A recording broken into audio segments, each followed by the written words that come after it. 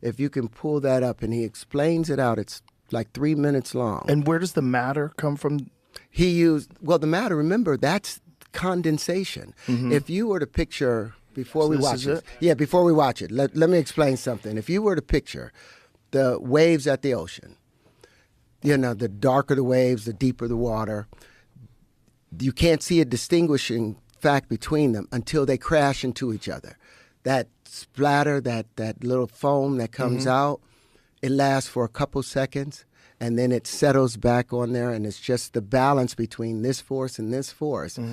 That's the physical universe. Those few seconds that it takes that matter, that more dense water, and the foam to recoalesce and get balanced again with the surrounding environment. That's the entire time that our universe, or all these universes, have worked together. But if you play this is at the very beginning of my book. That's why I went on that at the Emmys, and I was like, look, I've got something else to do. I've been able to rebuild Saturn without gravity, with no animation, and then they clowned it. Of course they did. Well, this is not something that you could say in a soundbite.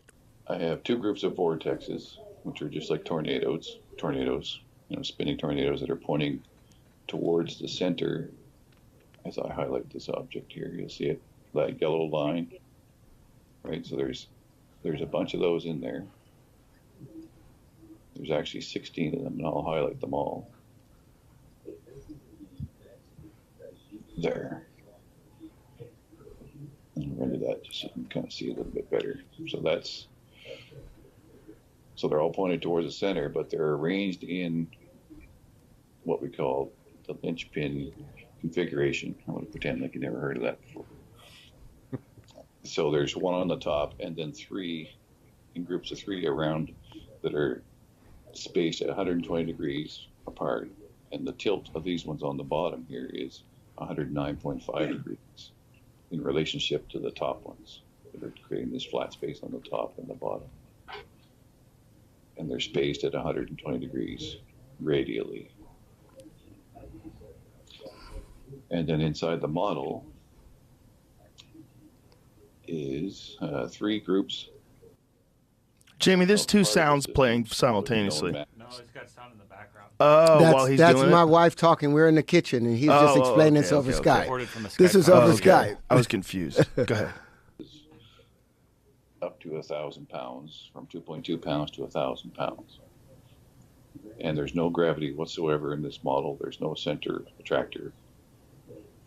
So it's just vortexes and two magnetic fields, a north and a south polarity, and one harmonic resonance, which is emanating a vibration in the field in this region here where these vortexes are pointed. So it kind of just oscillates to give it a little bit of randomness in motion so that the particles will kind of interact and bounce around like smoke or water, waves and water. And then when I hit play, it does it all by itself using physics simulations. So there's no animations at all in this model. And when I play it, this is what pops out. Holy fuck. Wow.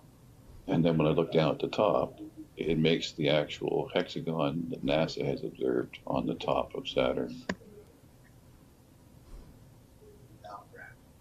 without any gravity. And you'll see that you get a surface of the sphere on the inside with the heavier particles. So the colors...